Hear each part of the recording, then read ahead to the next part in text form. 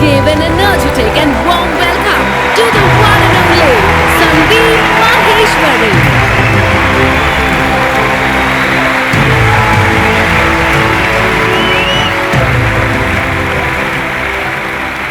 Good morning, everybody!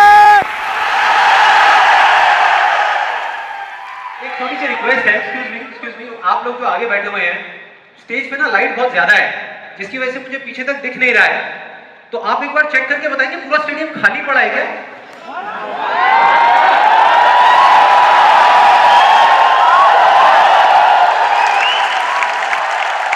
तो एक बार दोबारा ट्राई करते हैं थोड़ी और एनर्जी के साथ में. Good morning everybody!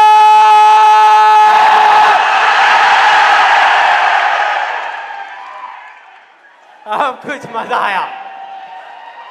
अब लग रहा है कि इस सेशन का नाम अनस्टॉपेबल है.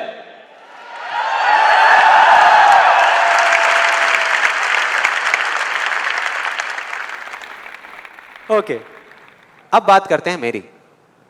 मैं इतना एक्साइटेड क्यों हो रहा हूं? देखो, बहुत सिंपल है. अपने हर सेशन से पहले 15 से 20 मिनट के लिए मैं अपनी आंखें बंद कर लेता हूं. और जब माइंड पूरे तरीके से ब्लैंक हो जाता है, जब माइंड में कोई थॉट्स नहीं होते, तो अपने आप से एक क्वेश्चन करता हूं कि अगर ये दिन मेरी ज़िंदगी का आखिरी दिन हो और मुझे किसी तरीके से पता चल जाए कि मैं कल सुबह नहीं उठने वाला, तो मैं आज क्या करूँगा? ये मेरा क्वेश्चन होता है. और उसके सिर्फ दो ऑप्शंस होते हैं मेरे पास में, दो जवाब होते हैं, और मैं दूसरे ऑप्शन को चुनता हूँ. पहला ऑप्शन कि कल जो होने वाला है उसको सोच सोच करके मैं रोता रहूं और परेशान हो जाऊं. दूसरा ऑप्शन कि जो मेरे पास कुछ घंटे बचे हुए हैं ना, उसमें कुछ ऐसा कर जाऊं, कुछ भी, कि जानने के बावजूद भी कि मैं कल सुबह नहीं उठने वाला, फिर भी आज रात को चैन से सो सकूं, बढ़िया नींद आए.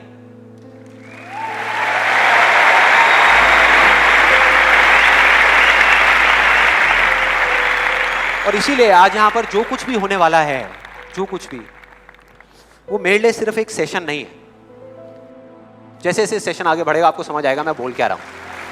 जैसे जैसे अब मैं आपको बताता हूं कि इस सेशन की शुरुआत कहां से हुई, कि मुझे इंस्पिरेशन कहां से मिली ये सेशन करने की. आज से 3 महीने पहले मेरे नाम से एक कोरियर आया ऑफिस में, और उस एनवेलप पे लिखा हुआ था the first life changing seminar of Sandeep Maheshwari.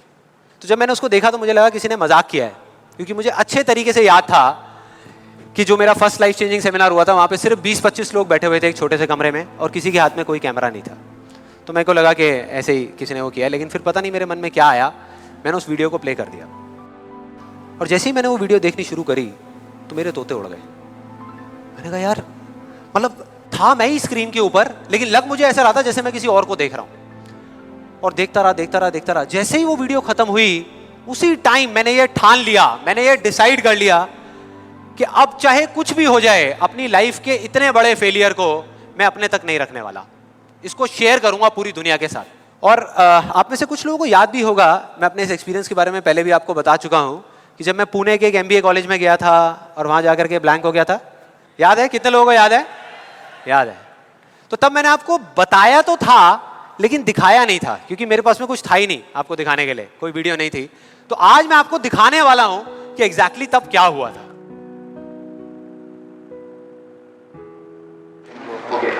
Good afternoon, everybody. Just call me Sandeep, don't call me sir. And just a few confessions before I start off this session. The first one is, please don't look at me like this with all these frowning faces, because that makes me nervous. And to be honest with you, this is the first time that I am speaking in front of so many people. And second thing is,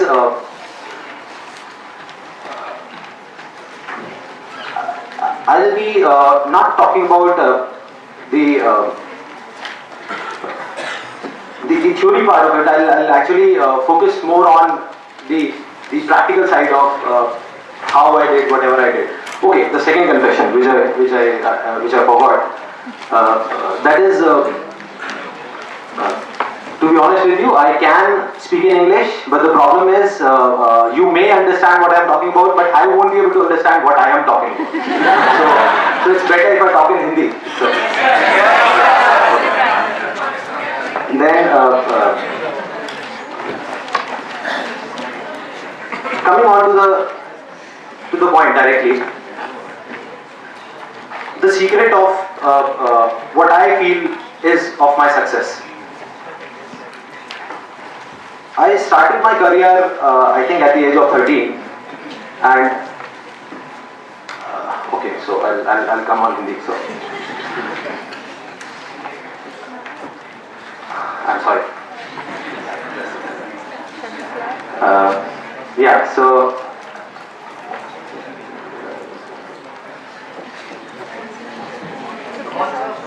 yeah, I'll do it. Images बाजार start कर सकता हूँ तो ये भी कर सकता हूँ. So I think it's not that big a deal.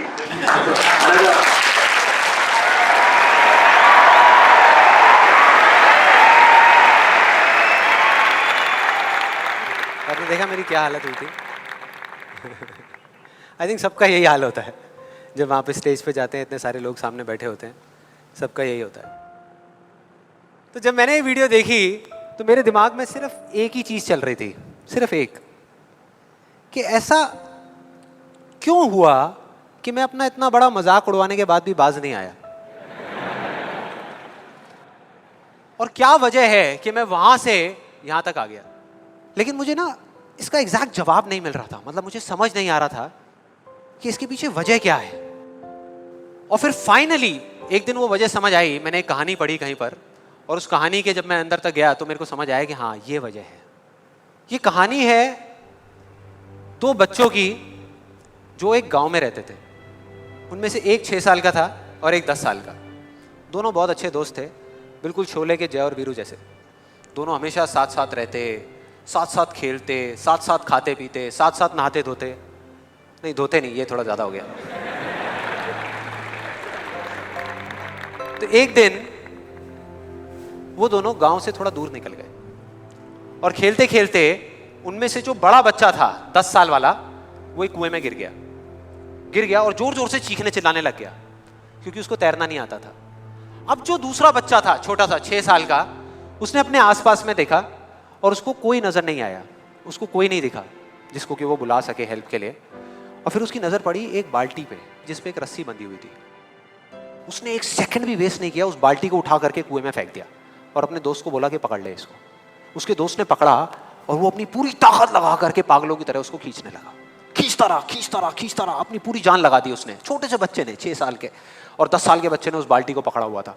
खींचता रहा और तब तक नहीं रुका जब तक उसने अपने दोस्त को बचा नहीं लिया, जब तक वो बाहर नहीं आ गया. अब यहां तक तो ठीक था, यहां तक तो ये कहानी समझ आती है. लेकिन हुआ क्या कि जैसे ही ये दो बच्चे, जब दोनों एक हो गए, जब बाहर आए और आकर के गले मिल रहे, रो रहे और खुश हो रहे, एक तरफ से उनको डर भी लग रहा था. डर था कि अब गांव जाएंगे तो बहुत पिटाई होगी जब उनको बताएंगे कि ऐसे हम कुएं में गिर गए और ये सब चीजें हुई. लेकिन मजे की बात, ऐसा कुछ भी नहीं हुआ. वो जब गांव गए और जा करके उन्होंने अपने घर वालों को बताया, बाकी गांव वालों को बताया, तो किसी ने विश्वास नहीं किया, पूरे गांव वालों ने. और वो अपनी जगह बिल्कुल ठीक थे, क्योंकि उस बच्चे में इतनी ताकत भी नहीं थी कि वो एक बाल्टी पानी से भरी हुई वो उठा सके. तो इतने बड़े बच्चे को इतनी ऊपर खींचना तो बहुत दूर की बात है. लेकिन एक आदमी था उस गांव में, उसने विश्वास कर लिया. उनको सब रहीम चाचा कहते थे, उस गांव के सबसे समझदार बुजुर्गों में से एक. और सबको लगा कि यार ये कभी झूठ नहीं बोलते, अगर ये कह रहे हैं तो जरूर कोई ना कोई बात होगी, कोई ना कोई वजह होगी जिस वजह से ऐसा कह रहे हैं. और फिर सारे गांव वाले इकट्ठे होकर के उनके पास में गए और जा करके बोले कि देखो जी, हमें तो कुछ समझ आ नहीं रहा, आप ही बता दो कि ऐसा कैसे हो सकता है. तो उनको हंसी आ गई. वो बोले कि यार इसमें मैं क्या बताऊँ, वो बच्चा बता तो रहा है उसने कैसे किया. बाल्टी को उठा करके कुएं में फेंका, उसके दोस्त ने बाल्टी को पकड़ा, उसने रस्सी को खींचा और अपने दोस्त को बचा लिया. तो आपको पता तो है उसने कैसे किया, बच्चा बता तो रहा है, इसमें मैं क्या बताऊं. तो सारे गांव वाले उनकी शक्ल देख रहे. फिर कुछ देर बाद वो बोले कि सवाल ये नहीं है कि वो छोटा सा बच्चा ये कैसे कर पाया, सवाल ये है कि वो ये क्यों कर पाया, कि उसके अंदर इतनी ताकत कहाँ से आई है. और बोले इसका सिर्फ एक जवाब है, सिर्फ एक, कि जिस वक्त उस बच्चे ने ये किया, उस टाइम पे उस जगह पर दूर दूर तक कोई नहीं था. उस बच्चे को ये बताने वाला कि तू ये नहीं कर सकता।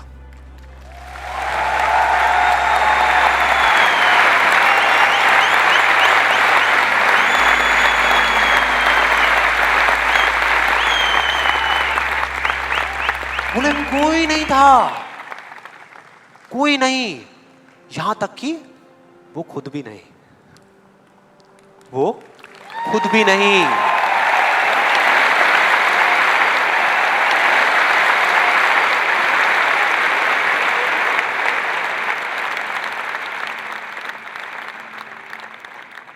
अब मैं आप लोगों से पूछता हूं कि अगर कुछ ऐसा हो जाए, अगर आपको भी उस बच्चे की तरह किसी की आवाज सुनाई ना दे जो आवाजें आपको रोकती है, ना किसी और की ना अपनी, तो क्या होगा?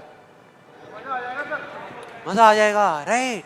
उस बच्चे की तरह आपको भी कोई नहीं रोक पाएगा। You will be unstoppable, right? Yes और नो? यस और नो? यस और नो? थियोरेटिकली तो ये बात बहुत अच्छी लग रही है सुनने में, लेकिन अगर हम प्रैक्टिकली देखें तो सिर्फ यस बोलने से काम नहीं चलने वाला। ये आप सबको भी पता है और मुझे भी पता है। ये जो अनस्टॉपेबल बनने वाला काम है, उसके लिए क्या करना पड़ेगा? 2 दीवारें तोड़नी पड़ेंगी।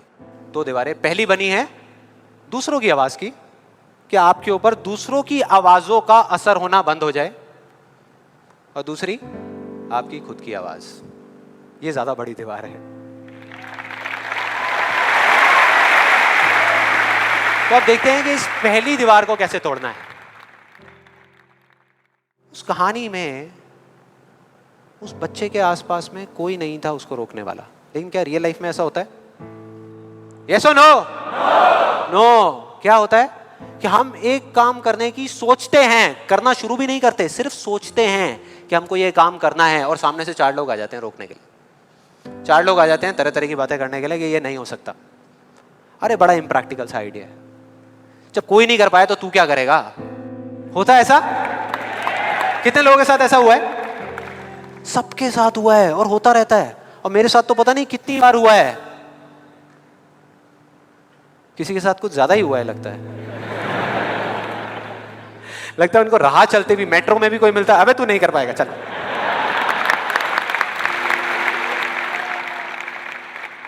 तो अब सवाल ये उठता है कि ऐसे में हम क्या करें? ऐसे में जो ऐसी बातें आपको बोल रहे हैं, ना तो आप उनका मुंह बंद कर सकते हो, ना अपने कान बंद कर सकते हो, क्योंकि वो लोग कोई राह चलते लोग नहीं होते, वो आपके अपने होते हैं। आपके अपने फ्रेंड्स हैं, रिलेटिव्स हैं, आपके घर में हैं, आपके ऑफिस में हैं। तो मैं आपको ये नहीं बोल सकता कि आप क्या करो ऐसी सिचुएशन में, लेकिन मैं ये बता सकता हूं कि मैं क्या करता था। जैसे ही कोई बोलता था मेरे को, या आज भी अगर बोलता है कि ये नहीं हो सकता या तू ये नहीं कर सकता, तो मैं ना चुप रहता हूं, ना उनसे लड़ता हूं। मैं सिर्फ एक वर्ड में उनसे एक सिंपल सा क्वेश्चन पूछता हूं, एक वर्ड में। क्यों नहीं कर सकता? क्यों नहीं हो सकता? और जैसे ही मैं ये करता हूं उसके बाद बहुत मजा आता है। आप कभी करके देखना, बहुत मजा आएगा। 90% लोग ऐसे मिलेंगे आपको जिनके पास में इस क्यों का जवाब ही नहीं होगा। जवाब ही नहीं होगा। नहीं, वो सोच में पड़ जाते हैं। जैसे मैं पूछता ना क्यों, हाँ क्या, क्यों, ये कैसा सवाल है? तो ये है वो 90% लोग जिनके पास में कोई जवाब ही नहीं होता, या होता भी है तो वो इतना फनी होता है कि आप चाह करके भी अपने आप को हंसने से नहीं रोक पाओगे। जैसे एक बार मेरे साथ हुआ था, जब मैं करीबन आई थिंक 18 साल का था और मैंने नया फोटोग्राफी का कोर्स किया था। तो हमारे घर में एक छोटा सा फंक्शन चल रहा था, और वहाँ पर मैं अपनी मदर के साथ और फादर के साथ में खड़ा हुआ कुछ बातें कर रहा था। इतनी देर में एक सामने से आंटी आई और आकर के बोली, संदीप। हाँ जी आंटी। बेटे क्या नया चक्कर चल रहा है तेरा आजकल? मैं डर गया। मैं मन ही मन सोच रहा, मैंने कहा इनको कैसे पता लगा मेरे नए अफेयर के बारे में? और ही चला गया। फिर मैंने उनको देखा और डरते डरते उनसे मैंने कहा कि भाई आंटी जी क्या मतलब, मैं कुछ समझा नहीं, कौन सा चक्कर, क्या कौन सा? तो आंटी ने बोला, कहते क्यों, तू ये फोटोग्राफी नहीं कर रहा आजकल? ये फोटोग्राफी का कोर्स नहीं किया तूने? तो उन्होंने बोला, मेरी थोड़ी सी जान में जान आई। मैंने कहा अच्छा, फोटोग्राफी की बात हो रही थी। फिर उन्होंने बोला, बेटा अगर तू बुरा ना माने तो एक बात कहूँ। मैंने कहा नहीं नहीं आंटी बोलिए ना। बेटे मेरी अगर तू माने ना, तो ये जो तू फोटोग्राफी के चक्करों में पड़ा है ना, ये सब बेकार की चीज़ें हैं। इससे अच्छा ये है कि तू कोई और ढंग का काम कर ले या अपनी पढ़ाई लिखाई में ध्यान दे। मैंने वही किया जो मैं हमेशा करता था। मैंने कहा क्यों आंटी जी, आपको ऐसा क्यों लगता है कि मेरा फोटोग्राफी में कुछ नहीं हो सकता, ये फोटोग्राफी बेकार की चीज़ क्यों है? तो उन्होंने जवाब दिया कि मेरी बहन का बेटा भी गया था बॉम्बे यही सब करने के लिए जो तू कर रहा है, और उसको 4 साल हो गए धक्के खा रहा है, उसका कुछ नहीं हुआ अभी तक। मैंने फिर सुना, फिर मैंने दोबारा से वही क्यों को ले आकर के चिपका दिया। मैंने उनसे पूछा, लेकिन आंटी मेरे को कुछ समझ नहीं आया कि अगर वो कुछ नहीं कर पाया तो मैं कुछ क्यों नहीं कर पाऊंगा? सीधा सा क्वेश्चन है यार।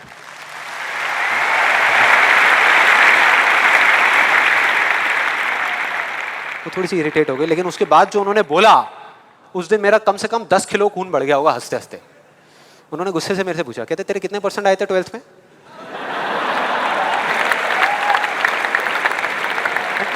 मतलब फोटोग्राफी से इसका कोई कनेक्शन नहीं है दूर दूर तक, लेकिन उनका ये सवाल था कितने % आए थे तेरे 12th में? मैंने कहा जी 85% आए थे आंटी। फिर उन्होंने एक अजीब सा एक्सप्रेशन दिया, मेरे को ऐसे देखा जैसे कि मेरे से बड़ा बेवकूफ़ इस पूरी दुनिया में कोई नहीं है, और बोली उसके 92% आए थे।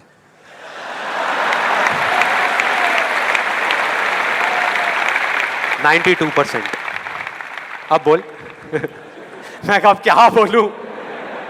अब बोलने को आपने छोड़ा क्या है? क्या कोई है जो ऐसी बातों को सीरियसली ले सकता है? नो, यस और नो? नो, ले ही नहीं सकते। अब बचे 10% लोग जिनके पास में जवाब होता है, एक जेन्युइन वजह होती है। मतलब वो आपको सिर्फ ये नहीं बोलते कि आप नहीं कर सकते, वो आपको बताते हैं कि वो ऐसा क्यों बोल रहे हैं। तो मुझे जब भी कोई ऐसा मिलता है तो मैं उनके पास में जाकर के शांति से बैठता हूं, उनकी सारी बात को समझता हूं, फिर अकेले में जाकर के उस प्रॉब्लम का सॉल्यूशन निकाल लेता हूं और अपने पूरे दिल से उस इंसान को थैंक्स करता हूं, क्योंकि इनडायरेक्टली ऐसे लोग हमको हेल्प करते हैं आगे बढ़ने में। लेकिन इसका मतलब ये नहीं है कि उन 10% लोगों की बातों को मैं ज्यादा सीरियसली लेता हूं, या अगर मेरे को उसका जवाब नहीं मिलता तो मैं रुक जाता हूं। क्योंकि जवाब नहीं है इसका मतलब ये नहीं कि हम चलना बंद करते हैं। फॉर एग्जाम्पल, अगर हम अपने घर से ये सोच करके निकले हैं कि जब सारी लाइट्स ग्रीन हो जाएंगी तब मैं अपने घर से निकलूंगा, तो निकल पाएंगे कभी? कोई भी ऐसा कुछ आपको बोलता है आकर के कि आप ये नहीं कर सकते, तो समझ लेना कि वो बोल तो आपको रहा है, लेकिन उसका इशारा आपकी तरफ नहीं है। वो बस इतना सा कहना चाहता है क्योंकि मैं इस काम को नहीं कर सकता।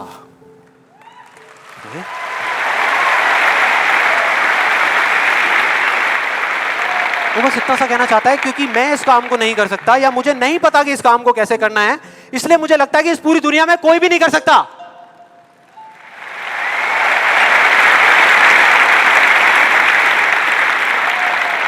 आप में से कितने लोगों ने कहावत सुनी है कि किसी पे जुल्म करना पाप है, लेकिन जुल्म सहना उससे भी बड़ा पाप है?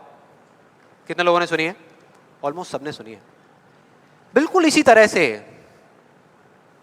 तरह से कोई इंसान अगर जिंदगी में कुछ करना चाहता है ना, या कुछ बनना चाहता है, तो उसको जा करके ये बोलना कि तू ये नहीं कर सकता, उसकी हिम्मत को तोड़ना, उसकी उम्मीद को तोड़ना एक बहुत बड़ा पाप है। क्योंकि कई बार कुछ लोगों के पास में सिर्फ एक उम्मीद होती है और कुछ भी नहीं, लेकिन वहीं दूसरी तरफ किसी को इतना हक देना कि वो आ करके आपके सामने खड़ा हो जाए और आपको कुछ भी बोलता रहे, आपकी उम्मीद को तोड़ दे, आपकी हिम्मत को तोड़ दे, और आप चुपचाप खड़े खड़े उसको देखते रहो, कुछ भी ना कहो, कुछ भी ना करो, ये उससे भी बड़ा पाप है।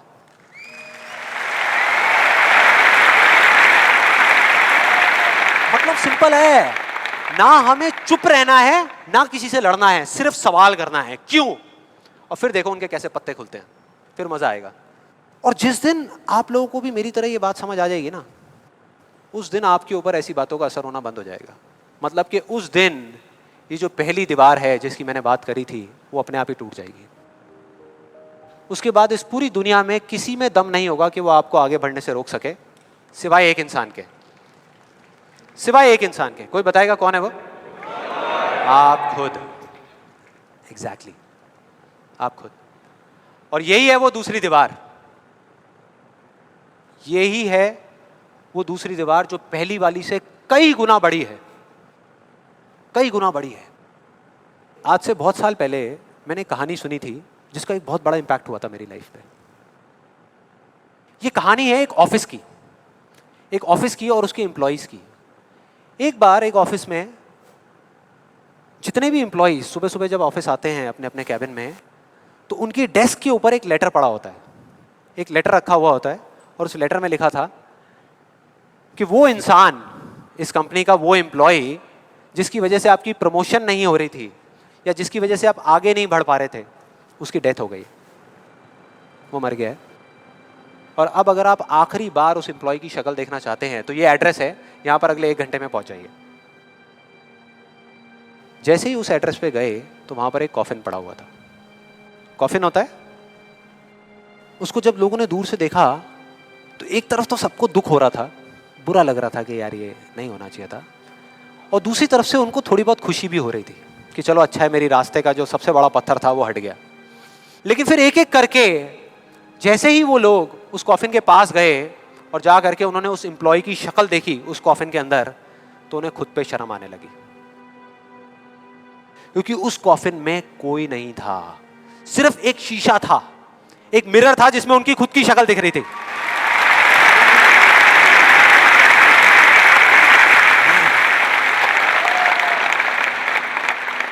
हम सब भी तो यही करते हैं अपनी लाइफ में कि सारा ब्लेम उठा करके किसी सिचुएशन पे डाल दिया, किसी और इंसान पे डाल दिया, सब जगह डाल दिया सिवाय एक इंसान के, खुद पे। यहां पर कितने लोग इस बात को मानते हैं जो मैंने अभी अभी कही कि आपके रास्ते का सबसे बड़ा पत्थर और कोई नहीं, आप खुद ही हो? कितने लोग मानते हैं? सब लोग मानते हैं। लेकिन एक चीज और है यहां पर बहुत मजेदार, कि कोई भी इंसान, कोई भी, चाहे वो आप हो, चाहे मैं हूं, चाहे कोई भी है, वो जान करके अपने रास्ते का पत्थर क्यों बनेगा? अपना ही नुकसान क्यों करेगा? अपना ही दुश्मन क्यों बनेगा? फॉर एग्जाम्पल, अगर अभी मैं यहाँ पर थोड़ी सी लकड़ियाँ इकट्ठी करके आग लगा दूँ और आप लोगों से रिक्वेस्ट करूँ कि यार प्लीज़ मेरी खातिर 5 मिनट के लिए आ करके इस आग में जल जाओ, 5 मिनट के लिए, कुछ नहीं होगा, मैं गारंटी दे रहा हूँ, आपको बिल्कुल भी दर्द नहीं होगा, बहुत मज़ा आएगा। कितने लोग तैयार हैं यहाँ पर आने के लिए? कितने लोग तैयार हैं? हाँ, जो 1-2 लोग हाथ ऊपर उठा रहे हैं ना, उनको लग रहा है कि मैं भुट्टा सेकने की बात कर रहा हूँ। भाई साहब, आपको सेकने की बात हो रही है उस आग में। कोई नहीं आएगा, कोई नहीं आएगा। क्यों? क्योंकि कोई भी इंसान हो वो जानबूझ करके अपना नुकसान कभी नहीं करेगा, कभी भी नहीं करेगा।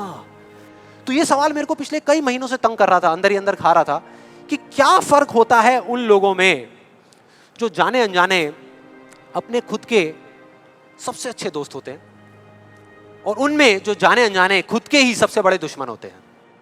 और फाइनली पिछले महीने मेरे को जवाब मिल गया, सब कुछ समझ आ गया कि क्या फ़र्क है। मैं रोज़ की तरह अपने घर के पास वाले एक पार्क में वॉक कर रहा था और एकदम से ही बहुत तेज़ बारिश शुरू हो गई, बारिश होने लगी एकदम तेज़। तो मैंने इमीडिएटली अपने हाथ ऐसे रखे ताकि मेरे चश्मे पे पानी ना आए और जा करके सीधा एक शेड के नीचे चला गया। उसके कुछ सेकंड्स के अंदर अंदर उस शेड के नीचे और भी बहुत सारे लोग इकट्ठे हो गए। लोग तरह तरह की बातें कर रहे थे, मैं अपने आसपास में सुन रहा था। लेकिन मैंने एक चीज़ नोट करी कि ज़्यादातर लोग, उनका ध्यान बारिश की तरफ नहीं था, बारिश की वजह से होने वाली जो प्रॉब्लम्स थी उसकी तरफ था। जैसे मेरे यहाँ पे थोड़ा सा आगे जा करके 2 लड़के खड़े हुए थे, वो आपस में बात कर रहे थे कि भाई आज ट्रैफिक का बड़ा बुरा हाल होने वाला है, बारिश इतनी तेज़ हो रही है। तो वो इस तरीके की बातें कर रहे हैं। एक वहाँ पे अंकल जी थे पीछे, वाइफ को बोल रहे थे कि भाई मैंने तेरे को पहले ही कहा था कि छाता रख ले, छाता रख ले, अब देख मैं ऑफिस के लिए लेट हो जाऊँगा। तो इस तरह की बातें हो रही थी, तरह तरह की। तभी मैंने एकदम से देखा कि सामने से, मतलब मैं यहाँ खड़ा हुआ था, मेरे यहाँ पे एक लड़का खड़ा हुआ था, मुझे अभी भी एग्जैक्ट याद है। वो लड़का इनफैक्ट वो काफ़ी बड़ा कैरेक्टर था, बहुत सीरियस, मतलब बहुत टेंशन में था वो। हुआ क्या था, उसकी जेब में एक नोट पड़ा हुआ था जो गीला हो गया था, 20 रुपए का। तो वो उसको हिला हिला करके सुखाई जा रहा है, उसको फूंक मार रहा और ये सब चीज़ें। तो मैं पहले, मेरा ध्यान उसकी तरफ था, फिर मैंने जैसे ही उधर देखा तो उधर से एक आदमी आ रहा था शेड की तरफ। उसका भी एक हाथ ऐसे था, लेकिन दूसरे हाथ से उसने अपनी बच्ची का हाथ पकड़ा हुआ था, छोटी सी बच्ची, 4-5 साल की, बड़ी प्यारी बच्ची। फ़र्क ये था कि उस बच्ची का हाथ ऐसे नहीं था, उसका हाथ ऐसे था, ऐसे था। और वो बच्ची बड़ी प्यारी प्यारी हरकतें कर रही थी। मैंने देखा वहाँ से, ऐसे उसका हाथ था, बार बार उस पर पानी की बूंदें गिर रही, वो इकट्ठा कर रही और पी रही। इकट्ठा कर रही और पी रही, इकट्ठा कर रही और पी रही। तो जैसे ही वो शेड के पास आए, मैं थोड़ा सा साइड हो गया। तो इधर वो मेरे नोट सुखाने की मशीन थी, इधर मैं सोच रहा था अपने भी नोट निकाल के दे दूं, भाई ये भी सुखा दे।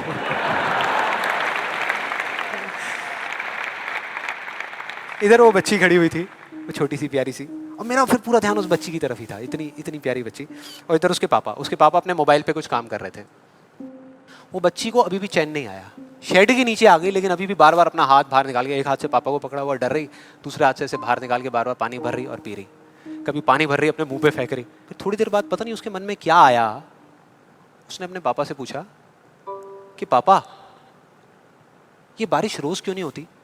बड़ा अजीब सा क्वेश्चन था। उसके पापा ने कहा, वो अपने मोबाइल पे लगे हुए थे, हाँ बेटा होगी होगी, रोज होगी, रोज होगी, रोज होगी। वो बच्ची फिर अपने खेल में लग गई। फिर थोड़ी देर बाद पता नहीं क्यों उसने दोबारा से पूछा अपने पापा से, बताओ ना पापा रोज क्यों नहीं होती? इस बार उसको कोई जवाब नहीं मिला, लेकिन मुझे मिल गया। मुझे सब कुछ समझ आ गया कि क्या वो वजह है, क्या फर्क होता है उन लोगों में जो खुद के सबसे अच्छे दोस्त होते हैं और खुद के सबसे अच्छे दुश्मन होते हैं। क्या फर्क है उन दोनों लोगों में? देखो बहुत सिंपल है। जब बारिश होती है आसमान से, हम सबके ऊपर होती है, क्या एक जैसे होती है या अलग अलग तरीके से होती है? एक जैसे होती है, कोई पार्शियलिटी नहीं करती। आप अमीर हो, गरीब हो, काले हो, गोरे हो, बच्चे हो, बड़े हो, कोई फर्क करती है क्या बारिश? नहीं करती, सब पे एक जैसी होती है। बिल्कुल उसी तरह से वो शक्ति, वो एनर्जी जिससे पूरी दुनिया चल रही है,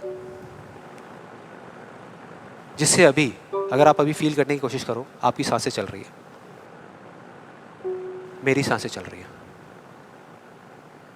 जिस शक्ति में इतनी ताकत है कि अगर वो चाहे तो एक सेकंड भी नहीं लगेगा, इस पूरी दुनिया को खत्म कर सकती है, और एक सेकंड के 1 करोड़वें हिस्से में इस दुनिया को दोबारा से बना भी सकती है। उसको आप साइंटिफिकली चाहे एनर्जी का नाम दे दो, चाहे स्पिरिचुअली भगवान कहो, आत्मा कहो, परमात्मा कहो, कुछ भी कहते रहो, उससे कोई फर्क नहीं पड़ता। और बिल्कुल उस बारिश की तरह उस शक्ति की भी बारिश हम सब पर होती रहती है, उस एनर्जी की भी बारिश होती रहती है, और सब पर एक जैसे होती है। फिर चाहे आप अमिताभ बच्चन हो, बिल गेट्स हो, कोई भी हो, कोई फर्क नहीं पड़ता। आप इस स्टेज पे खड़े हो या वहां बैठे हो, कोई फर्क नहीं पड़ता। तो फर्क क्या है? देखो बहुत सिंपल है, वही फर्क जो उस बारिश में था, जो मैंने नोट किया उस बच्ची के बीच में और औरों के बीच में। कुछ लोगों का हाथ ऐसे होता है और कुछ का ऐसे होता है, यही फर्क।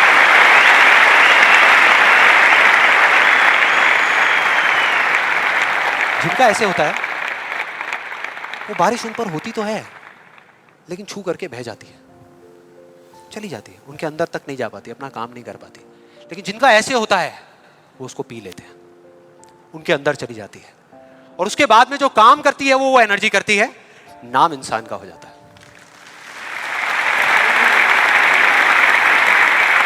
नाम हो जाता है कि वो कर रहा है, वो कर रहा है, वो कर रहा है। अरे कौन कर रहा है? वही एनर्जी पीछे से काम कर रही है।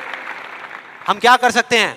अगर मैं आपको कहूं कि हमारी बॉडी के जितने भी फंक्शंस हैं उसमें से 99% फंक्शन से ज्यादा ऐसे हैं, डाइजेशन से लेकर के, ब्रीदिंग से लेकर के, ये सारी चीजें जो हम कंट्रोल नहीं करते, जो हमारे कंट्रोल में है ही नहीं। 1% चीजें हम कंट्रोल करते हैं और 100% क्रेडिट ले जाते हैं। और अब मजे की बात पता है क्या है? सबसे मजेदार बात कि यहां पर हम जितने भी लोग बैठे हुए हैं ना, हम सबको पता है कि अगर हमारे हाथ अभी ऐसे हैं तो ऐसे कैसे लाने हैं, क्योंकि बचपन में हम सबके बाय डिफॉल्ट हाथ ऐसे ही थे, सबके। फिर धीरे धीरे कुछ लोगों के यहाँ चले गए, कुछ के यहीं रह गए। जिनके यहाँ रह गए उनको हम सक्सेसफुल बोलते हैं, जिनके यहाँ चले गए उनको हम फेलियर्स बोलते हैं, अलग अलग फील्ड्स में। तो कोई बताएगा कि ऐसा क्या था जो बचपन में हम एक दिन में हजारों बार करते थे और अब हजारों दिनों में एक बार भी नहीं करते? याद करो वो बच्ची क्या कर रही थी उस पार्क में, बार बार क्या कर रही थी? एग्जैक्टली क्वेश्चन पूछ रही थी, मतलब कि सवाल कर रही थी। Let's give a big hand for her.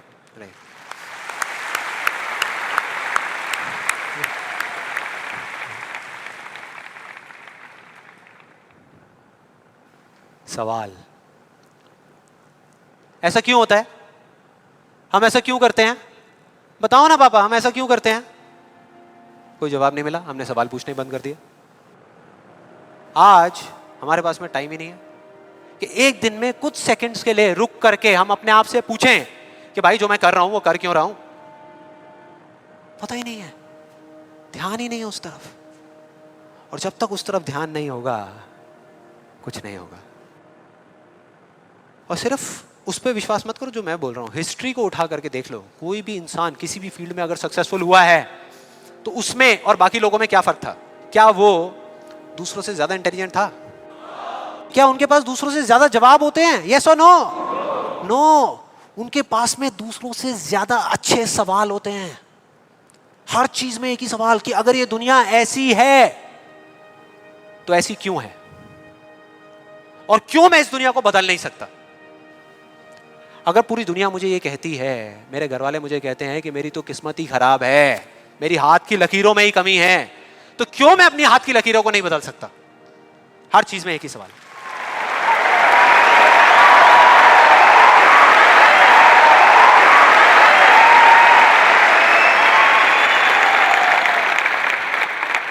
और दूसरी तरफ किसी फेलियर के पास चले जाओ, उनके पास आपको सिर्फ जवाब मिलेंगे, सवाल एक भी नहीं।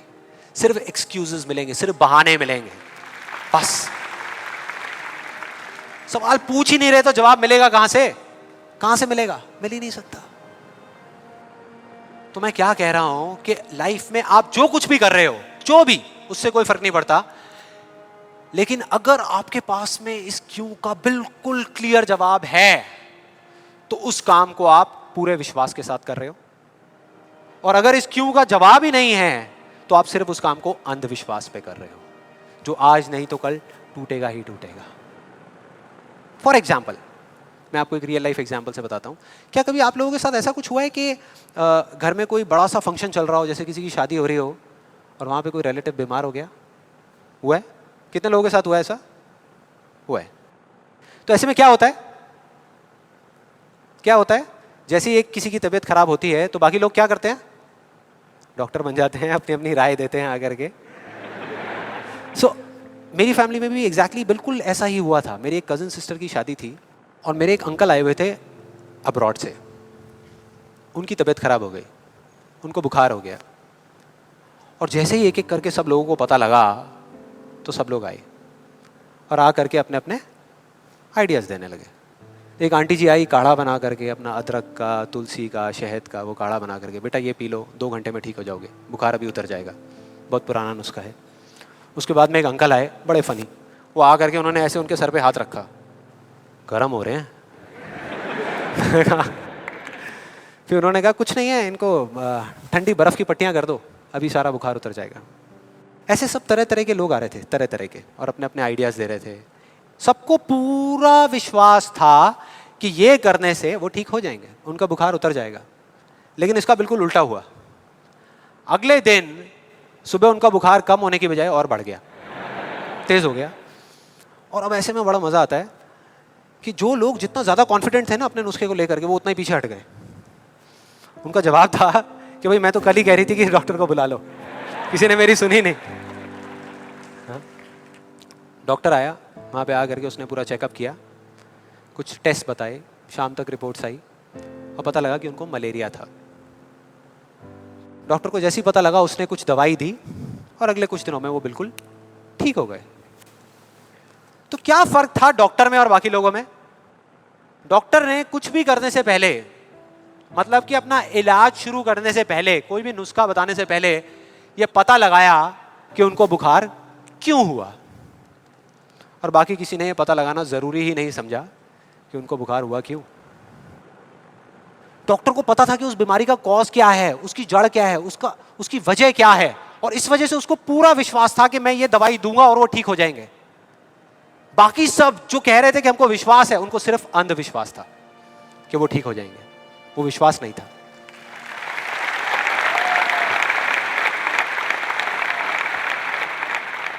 इन दोनों के बीच में ना इतना एक बिल्कुल पतली सी लाइन का फर्क होता है, विश्वास में और अंधविश्वास में, जिस वजह से बहुत बार हम अपने अंधविश्वास को विश्वास का नाम दे देते हैं। और इसका आज की डेट में सबसे बड़ा एग्जाम्पल, सबसे बड़ा, वो है लॉ ऑफ अट्रैक्शन। सुना है यहाँ पे? कितने लोगों ने सुना है लॉ ऑफ अट्रैक्शन के बारे में? ऑलमोस्ट सबने सुना है। अब ये बहुत मजेदार है, लॉ ऑफ अट्रैक्शन। मुझे बहुत लोग मिल चुके हैं, मतलब काफ़ी लोग मिले हैं जो आ करके मुझसे पूछते हैं कि भाई आपके हिसाब से आपको क्या लगता है कि लॉ ऑफ अट्रैक्शन काम करता है या नहीं करता। तो मेरा सिंपल सा जवाब होता है कि अगर आप मेरा जवाब चाहते हो तो जवाब है हाँ, कि ये काम करता है। साइंटिफिकली जिसको बोलते हैं law of cause and effect, और स्पिरिचुअली जिसको बोलते हैं लॉ ऑफ कर्मा, ये उसके ऊपर बेस्ड है। तो इसमें कोई शक नहीं है कि ये काम करता है, लेकिन वैसे नहीं जैसे कि कुछ लोग अपनी बुक्स के थ्रू और वीडियोस के थ्रू इसके बारे में बता रहे हैं, वैसे नहीं। आप में से कितने लोगों ने वीडियो देखी है? बहुत सारे लोगों ने देखी है, तो आप शायद समझ जाएंगे। बाकी लोगों के लिए मैं थोड़ी एक्टिंग करके दिखाता हूँ, अपना वो थोड़ा फिरंगी स्टाइल में, वो जो डबिंग करके बोलते हैं ना, ये बिल्कुल एक अलादीन के चिराग जैसा है।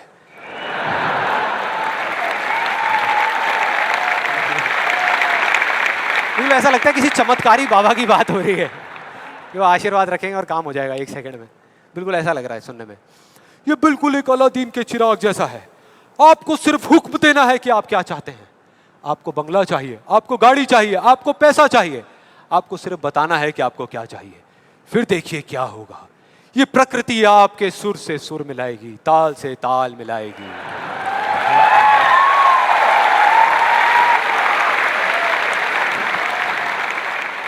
और उसके बाद बड़ा मजा आता है। एक बंदा आता है वहां पे उस वीडियो में, वो आकर के कहता है अच्छा इतना आसान है, तो मैं 3 लड़कियों के साथ डेट पे जाना चाहता हूं। 3 लड़कियों के साथ। और उसको बोलते हैं, उसको जवाब मिलता है उस लॉ ऑफ अट्रैक्शन वाले लोगों से, आपको कुछ भी नहीं करना, आपको सिर्फ एक पेंटिंग बनानी है। अपनी एक पेंटिंग बनाइए जिसमें आप बैठे हैं और साथ में 3 लड़कियां बैठी है, और फिर देखिए क्या होता है। वो बंदा पेंटिंग बनाता है।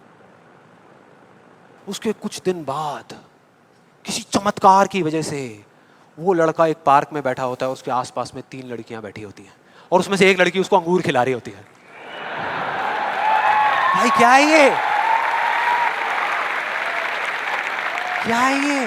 अगर मजाक नहीं है तो आप में से कितने लोगों ने ये ट्राई किया? मैं लॉ ऑफ अट्रैक्शन की बात कर रहा हूं, 3 लड़कियों के साथ डेट पे जाने की बात नहीं कर रहा।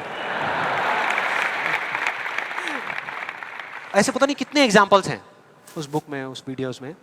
एक सबसे फनी एग्जाम्पल जो बहुत लोग ट्राई कर रहे हैं, आई एम श्योर यहाँ पे भी बहुत लोगों ने ट्राई किया होगा, कार पार्किंग का। उसमें एक आदमी बोलता है, मैं जब अपने घर से निकलता हूँ तो मैं सोचता हूँ कि वो गाड़ी की जो पार्किंग है वो मेरे लिए खाली पड़ी होगी, और मैं जैसे ही जाता हूँ वो पार्किंग मेरे लिए खाली पड़ी होती है, और मैं जा करके अपनी गाड़ी लगा देता हूँ। क्या कमाल है यार। देखो कई बार मुझे 1-2 मिनट वेट भी करना पड़ता है, लेकिन फिर वो जगह अपने आप मेरे लिए खाली हो जाती है। मैं क्या करता हूं, मैं सिर्फ सोचता हूं वो जगह मेरे लिए खाली। कमाल है यार। हाँ, बढ़िया लग रहा है ना सुनने में, अच्छा लगता है। ये सारी बातें सबको अच्छी लगती है, किसको नहीं लगेंगी? सच बताऊं, मुझे भी अच्छी लगेंगी सुनने में। बुरी किसको लगेगी? कि सोचना शुरू कर दो और गाड़ियों की पार्किंग मिलनी शुरू हो जाएगी। ये आई एम श्योर बहुत लोगों ने ट्राई किया होगा। कितने लोगों ने ट्राई किया है? आपके हिसाब से काम करता है ये? अच्छा, एक सवाल है, हमेशा करता है या कभी कभी करता है? कभी कभी करता है। लेकिन फिर वो एक लॉ कैसे हुआ? लॉ उसे कहते हैं जो एक ही कंडीशन में अगर सेम कॉज हो तो उसका सेम इफेक्ट आना चाहिए, उसको लॉ कहते हैं। सिंपल है भैया। अगर कंडीशन सेम है, आप एक ही जमीन पे 2 बीज बोओगे आम के, तो दोनों आम के पेड़ ही बनेंगे, एक एप्पल का पेड़ नहीं बन सकता। सीधा सा फंडा है। तो इसका मतलब कहीं ना कहीं कुछ कंफ्यूजन है, कुछ गड़बड़ है। तो मैं एक बहुत बड़ा यहाँ पर एक कमिटमेंट करने वाला हूँ, एक बहुत बड़ा चैलेंज करने वाला हूँ इन वीडियोस के अंदर। मेरा ओपन चैलेंज है उन लोगों को जिन्होंने ये बुक लिखी है और जिन्होंने वीडियोस बनाई है, क्योंकि उनसे ज़्यादा कौन जानता है इस लॉ के बारे में। वो जानते हैं कि वो क्या कह रहे हैं, वो समझते हैं कि वो क्या कह रहे हैं। तो मेरा ओपन चैलेंज है कि हम एक शर्त लगाते हैं, इस दुनिया में कहीं पर भी एक पार्किंग लॉट चूज करेंगे जो थोड़ा सा बिजी रहता हो, और वहां पर वो एक स्पॉट आइडेंटिफाई करेंगे, पार्किंग का स्पॉट, और अपने लॉ ऑफ अट्रैक्शन की पूरी पावर लगाएंगे। लगा सकते हैं, क्या दिक्कत है? सोचना ही तो है। सोचते रहेंगे, फील करते रहेंगे, मेरे को ये जगह मिलेगी मिलेगी मिलेगी। करो। जिस दिन उनको वो जगह मिल गई, मेरा एक कमिटमेंट है और मैं ये ओपन चैलेंज कर रहा हूं, उनको मैं 1 लाख रुपए दूंगा। और जिस दिन नहीं मिली, उन्हें मुझे सिर्फ 10,000 रुपए देने हैं। सिर्फ 10,000 रुपए, मतलब 1 का 10। कुछ लोगों का दिमाग चलना शुरू हो गया, अबे ये बढ़िया यार, मैं जा रहा हूँ, मैं आ रहा हूं इस चैलेंज के लिए। कितने लोगों को लगता है कि वो आएंगे, इस चैलेंज को एक्सेप्ट करेंगे? कितने लोगों को लगता है नहीं आएंगे? वो नहीं आएंगे, वो आ ही नहीं सकते, क्योंकि उन्हें भी पता है कि सच क्या है और झूठ क्या है। वो सब अच्छे तरीके से इस बात को जानते हैं, क्योंकि मैं जिस लॉ के बेसिस पे बात कर रहा हूं, मैं कोई थियोरेटिकल कॉन्सेप्चुअल बात नहीं कर रहा, मैं बात कर रहा हूं लॉ ऑफ प्रोबेबिलिटी के बेस पे, जिसके बेस पे इस दुनिया के सारे कैसीनोस चल रहे हैं। एक बिजी पार्किंग है 100 गाड़ियों की, उनको उस स्पॉट पे पार्किंग मिलने की प्रोबेबिलिटी क्या है? 1:100 एग्जैक्टली, 1%। उनको नहीं मिलने की क्या है? 99:100। मतलब यहां पर एक बहुत बड़ा मैसेज है, जरूरी नहीं है जो बातें सुनने में अच्छी लग रही है वो एक्चुअल में अच्छी हो। यहां किसी ने बैंक लोन लिया हुआ है? किसी ने कोई बैंक लोन लिया हुआ है? हाँ, तो जो आपने बैंक लोन लिया हुआ है, आपकी मंथली EMI जाती होंगी बैंक को, इंस्टॉलमेंट जाती होंगी, जाती हैं? तो अब मैं आपको 2 ऑप्शंस देने वाला हूं, 2 ऑप्शंस। आप बताना आपको सुनने में कौन सा ऑप्शन ज्यादा अच्छा लग रहा है। पहला ऑप्शन कि आप जो काम कर रहे हो उसको पूरा दिल से करो, दिन रात करो, खूब काम करके जो आप पैसा कमाते हो उससे वो इंस्टॉलमेंट्स पे कर दो। दूसरा ऑप्शन है कि आपको ये सोचना है कि बैंक अपना जो लोन है वो माफ कर देगा और अपना पैसा वापस मांगना बंद कर देगा, और रातों रात कहीं से आपके कोई दूर के अंकल आपको 25-25 हजार रुपए महीने के चेक भेजना शुरू कर देंगे। कौन सा ऑप्शन ज्यादा अच्छा लग रहा है सुनने में, पहला या दूसरा? दूसरा। यही वजह है, इसी वजह से ये सब हो रहा है। वो जो झूठ बोल रहे हैं ना, उनकी कोई गलती नहीं है, वो ही बोल रहे हैं जो लोग सुनना चाहते हैं, और वो नहीं जो सच है, क्योंकि सच बहुत कम लोग सुनना चाहते हैं। इस वजह से सारी चीजें हो रही हैं।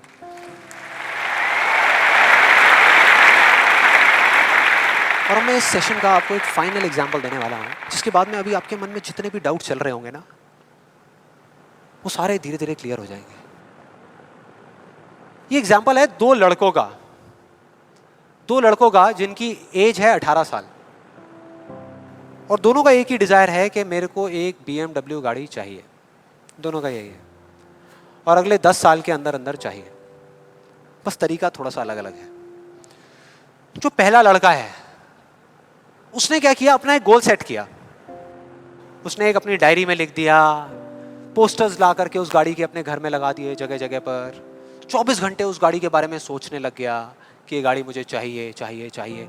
रोज रात को बैठ करके फील करता कि मेरे को गाड़ी मिल गई है, आवाजें निकालता, जू जू जू ये वो, और करते करते ब्रेक मार रहा है, ये कर रहा है, वो कर रहा है। एक्चुअल में नहीं मिली है, इमेजिन कर रहा है, फील करने की कोशिश कर रहा है, उस गाड़ी को एक्सपीरियंस करने की कोशिश कर रहा है, क्योंकि ऐसा बहुत बुक्स में लिखा हुआ है।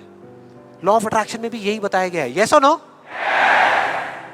अब इसको करने से क्या हो रहा था, पहले उसकी सिर्फ एक विश थी, एक चाह थी कि हाँ मेरे को ये गाड़ी मिल जाए, नहीं भी मिले तो कोई फर्क नहीं पड़ता, लेकिन अब उसका वो बर्निंग डिजायर बन गया। अब उसको गाड़ी हर हालत में चाहिए ही चाहिए अगले 10 साल में। अब आप में से कुछ लोग सोच रहे हो, आप में से कितने लोगों ने मेरा इल्यूजन टू रियलिटी वाला सेशन देखा है? आप सोच रहे हो यार आपने इल्यूजन टू रियलिटी में भी तो यही बात करी है, और आप खुद ही उसके अगेंस्ट बोल रहे हो। लग रहा है कुछ लोगों को, लग रहा है ऐसा लग रहा है। देखो मैंने क्या कहा था आपको अभी थोड़ी देर पहले, कि विश्वास और अंधविश्वास में सिर्फ एक पतली सी लाइन का फर्क होता है, इधर कुछ और इधर कुछ और। अगर आप ध्यान से मेरी जितनी भी वीडियोस देखोगे, आज तक मैंने जो कुछ भी कहा उसको देखोगे, तो मैंने किस चीज के बारे में बात करी है? किसी चीज को हासिल करने के बारे में, गाड़ियों के बारे में, पैसे के बारे में, बंगले के बारे में, या किसी काम पे फोकस करने के बारे में? काम पे फोकस करने के बारे में, चीज के बारे में नहीं। मतलब इस टेक्निक में कोई कमी नहीं है। इस टेक्निक को यूज जो लोग कर रहे हैं 90% वो गलत तरीके से कर रहे हैं, जिस वजह से प्रॉब्लम्स क्रिएट हो रही है। अब दूसरे लड़के की बात करते हैं, उसमें और इसमें क्या फर्क था। दूसरा जो लड़का था उसका भी डिजायर था कि मुझे ये गाड़ी चाहिए, बस एक छोटा सा फर्क था। उसने एक सवाल पूछ लिया अपने आप से, उसने एक सवाल पूछ लिया अपने आप से कि मुझे ये गाड़ी क्यों चाहिए, क्यों चाहिए। अब ये काम ना बड़ा बोरिंग लगता है सुनने में कि यार क्यों चाहिए, ये सोचने की क्या जरूरत है, सीधा गाड़ी लो ना, शॉर्टकट फटाफट। लेकिन नहीं, उसने ऐसा नहीं किया, उसने गलती नहीं करी, उसने पूछ लिया। और जब हम सवाल पूछते हैं तो क्या होता है, जवाब मिलता है, जवाब मिलता है, और उसको मिल गया। जवाब ये था कि मैं ये गाड़ी इसलिए चाहता हूँ क्योंकि मैं अपने फ्रेंड्स को, अपने रिलेटिव्स को, इस पूरी दुनिया को ये प्रूव करना चाहता हूँ कि मैं भी सक्सेसफुल हो सकता हूँ।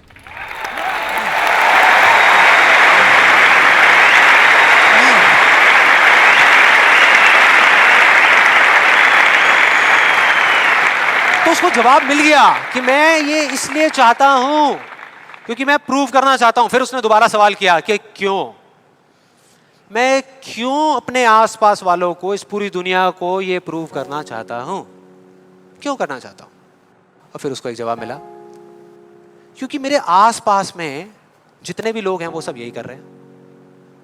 उसने एक आखिरी सवाल पूछा और जब उसका जवाब मिला ना तो वो हिल गया, उसके सारे फंडे क्लियर हो गए। वो सवाल था कि सब ऐसा क्यों कर रहे हैं, और उसको जवाब मिला, सब ऐसा इसलिए कर रहे हैं क्योंकि सब ऐसा ही कर रहे हैं। बस उसको समझ आ गया कि एक रेस लगी हुई है जहां पर सब भाग रहे हैं, कोई तेज भाग रहा है, कोई धीरे भाग रहा है, लेकिन किसी को पता ही नहीं है कि वो भाग क्यों रहे हैं। और जैसे ही उसको ये समझ आया, उसको ये जवाब मिला, तो उसको ये तो नहीं पता था कि मैं अब क्या करने वाला हूं, लेकिन उसको ये समझ आ गया कि मुझे क्या नहीं करना। उसने डिसाइड कर लिया उसी टाइम, उसी मोमेंट में ये डिसाइड कर लिया कि मुझे नहीं बनना इस रैट रेस का हिस्सा, मुझे नहीं प्रूव करना किसी को कुछ भी, मुझे नहीं चाहिए कोई गाड़ी वाड़ी। अब मैं वो करूंगा जो मेरा दिल कहता है, जो मेरे अंदर की आवाज है। बाढ़ में गई दुनिया। और जैसे ही उसको ये अंदर से उसकी आवाज आई कि मुझे ये चीज करनी है, तो वो जवाब उसके अंदर से ही निकल करके आ गया। और उसको जवाब मिला कि 3 साल पहले वो सबसे ज्यादा क्लोज इस पूरी दुनिया में अपने फादर के था, अपने पापा के, और दोनों का रिलेशन एक बाप बेटे का कम और एक दोस्त का ज्यादा था। उसके पापा की एक छोटी सी हैंडीक्राफ्ट की दुकान थी दिल्ली में, और वो क्या करते थे, छोटे छोटे गांव में जाते और जा करके वहाँ के कारीगरों से कुछ सामान लेकर के आते और अपनी दुकान में बेचते। ये उनका काम था। एक बार वो एक गांव में जा रहे थे तो उनका बेटा भी उनके साथ चला गया। ये लड़का उनके साथ चला गया क्योंकि उसकी छुट्टियां चल रही थी। और दोनों उस गांव में एक ढाबे पे बैठ करके, शाम का टाइम था, खाना खा रहे थे। खाते खाते एकदम से उसके फादर के यहाँ पे दर्द उठा, लेफ्ट साइड में दर्द होना शुरू हो गया। और उस लड़के ने एक सेकंड भी नहीं लगाया, फटाफट से अपने फादर को लेकर के एक पास के हॉस्पिटल में चला गया।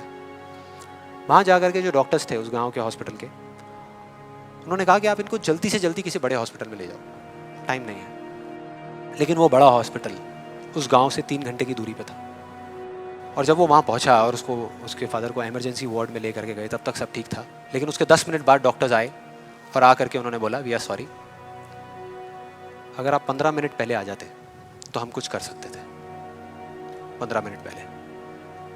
अब जैसे ही इस लड़के के साथ ये हुआ था तो बिल्कुल सुन्न हो गया था, मुंह से एक वर्ड बाहर नहीं आ रहा था। उसको समझ ही नहीं आ रहा था कि मैं क्या बोलूं, क्या सोचूं। उसने ऐसा कुछ सोचा ही नहीं था, एकदम से हो गया, एकदम से हो गया। और उसके काफी देर बाद जाकर के, उसके 5-10 मिनट बाद जाकर के उसके अंदर से एक चीख निकली थी, एक अजीब सी बात निकली थी जो उसको उस टाइम पे नहीं समझ आई थी कि ये बड़े डॉक्टर्स बड़े शहरों के बड़े हॉस्पिटल्स में ही क्यों होते हैं, छोटे छोटे गांव में क्यों नहीं होते।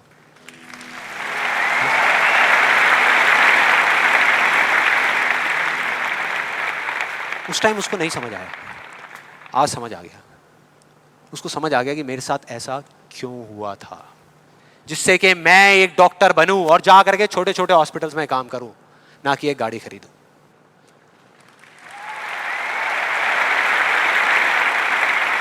और इस एक सवाल ने, एक वर्ड के सवाल ने, क्यों ने, उसकी पूरी पूरी लाइफ का डायरेक्शन ही चेंज कर दिया। जहां एक तरफ उससे एक दिन में 1 घंटा भी पढ़ाई नहीं होती थी, अब वो दिन में 12-12 घंटे पढ़ने लगा। उसके कुछ साल बाद वो एक हार्ट सर्जन बन गया और जा करके कुछ बड़े हॉस्पिटल्स में बड़े डॉक्टर्स को असिस्ट करने के बाद में छोटे छोटे गांव में चला गया। ये थी उस दूसरे लड़के की कहानी।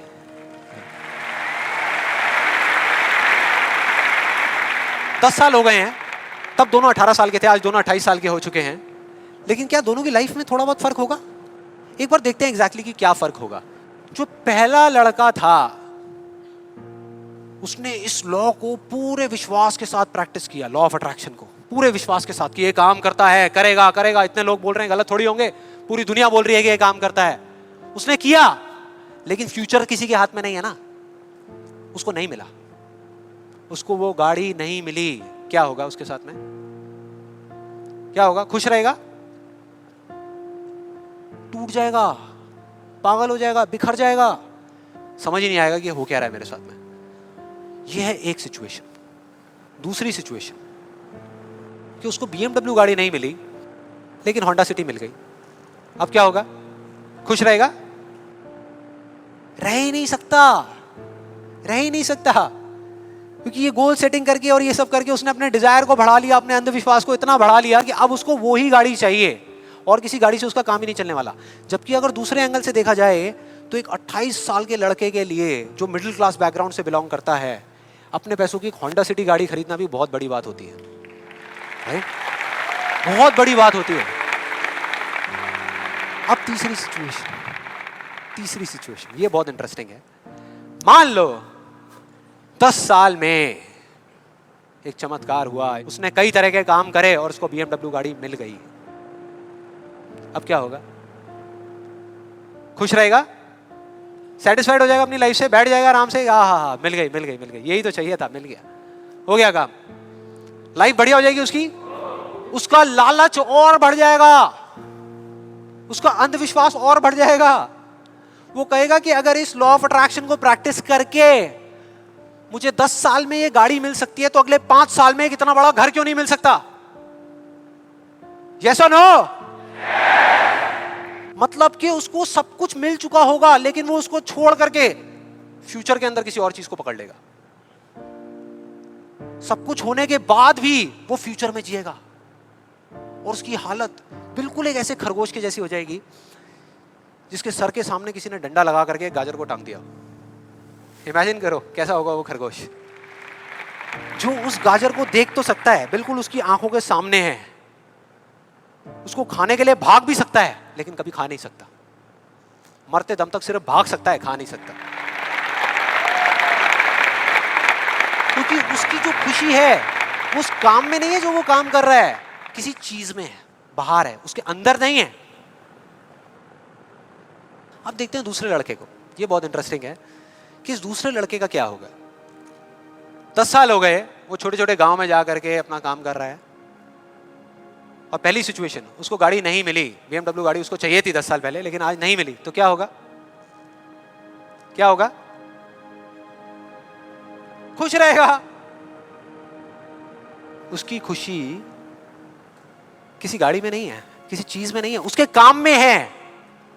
कल जो मिलने वाला है उसमें नहीं है, आज जो वो कर रहा है उसमें है।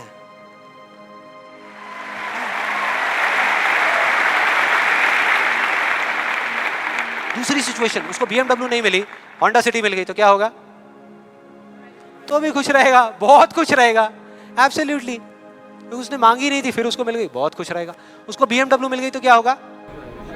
खुश रहेगा। लेकिन इस वजह से नहीं कि उसको ये गाड़ी मिल गई, इस वजह से क्योंकि वो जो काम कर रहा है उसमें उसको खुशी मिल रही है। और एक सबसे बड़ा फर्क पता है क्या है यहाँ पर इन दोनों के अंदर? सबसे बड़ा फर्क अगर आप ध्यान से देखोगे, ये जो दूसरा लड़का है, अगर इसको गाड़ी मिल गई, जो डॉक्टर है, और छिन गई 1 साल बाद, तो क्या होगा? तब भी खुश रहेगा। लेकिन जो पहला है उसका क्या होगा? अरे वो सिर्फ डर में जिएगा, वो सिर्फ डर में जिएगा। जो है उसको खोने का डर, जो मैं चाहता हूं उसके ना मिलने का डर, 24 घंटे सिर्फ डर।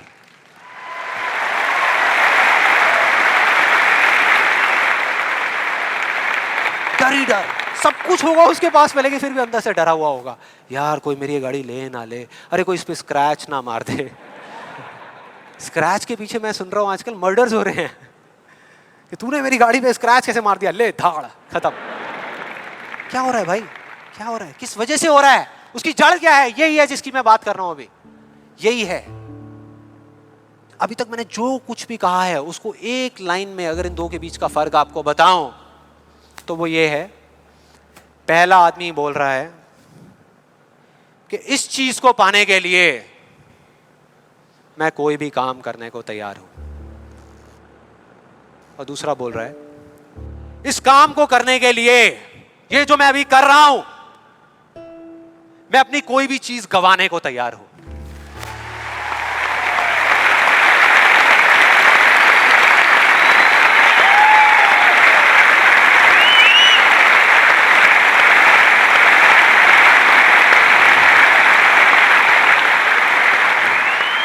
एक की जिंदगी का मकसद है, जो पहला है पाना, हासिल करना, उस चीज पे कब्जा करना किसी भी तरीके से, बस वो चीज मेरे हाथ में आ जाए। फिर चाहे इसके लिए उसको धर्म के रास्ते पे चलना पड़े या अधर्म के, वो चलेगा। उसको सही काम करना पड़े या गलत करना पड़े, वो करेगा। लेकिन दूसरा, उसके लिए अपने अंदर की आवाज को सुन करके, अपने अंदर की मतलब कि अपने दिल की आवाज को सुन करके किया गया कर्म ही इस दुनिया का सबसे बड़ा धर्म है।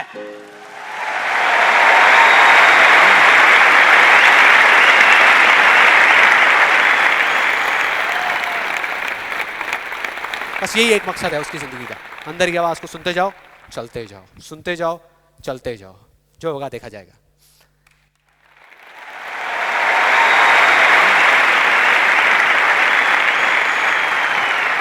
और इस गलत फहमी में मत रहना कि जो पहला है उसको दूसरे से ज्यादा मिलेगा।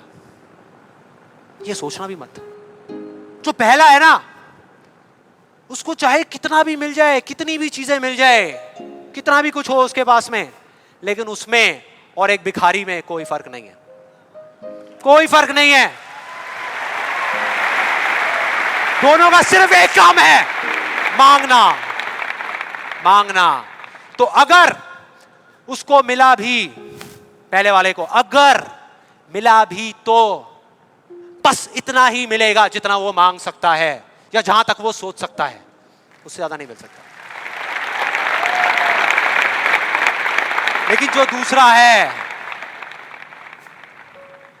उसको जिस दिन मिलना शुरू होगा ना, बिना कुछ मांगे, बिना मांगे, वो इतना होगा जितना वो खुद तो क्या, इस पूरी दुनिया में कोई सपने में भी नहीं सोच सकता। सपने में भी नहीं सोच सकता।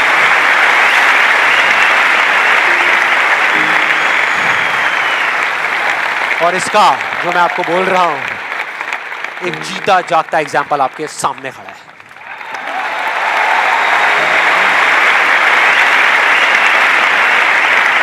और जिस दिन आपने भी मेरी तरह इस रास्ते पे चलना शुरू कर दिया, तो वो दिन दूर नहीं है जब आपके पास सब कुछ होगा। आपके आस पास में जो आपको चाहिए उससे बहुत ज्यादा होगा, सब कुछ होगा, लेकिन फिर भी अपना कुछ भी खोने का डर नहीं होगा। चला जाए, चला जाए, चला जाए, ये जाए, वो जाए, कुछ भी जाए, कोई डर नहीं है। और ये डर नाम की दीमक है ना, जो लोगों की आंखों में दिखती है, जो अंदर ही अंदर लोगों को खोखला कर रही है, वो आपके अंदर जाना तो दूर, आपको छू भी नहीं पाएगी, छू भी नहीं पाएगी। You'll be fearless! ना जीने का लालच, ना मरने का डर। जो करोगे यहां से करोगे।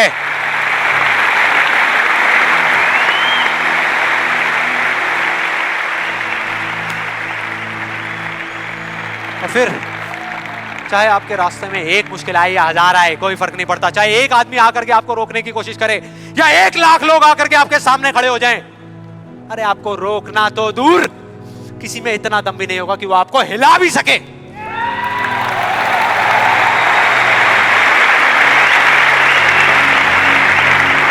क्योंकि उस दिन आप पर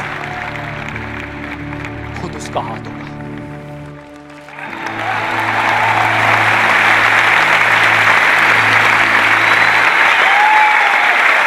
और फिर अगर आप चाहोगे भी ना, चाहोगे भी, तो भी अपने आप को आगे बढ़ने से नहीं रोक पाओगे।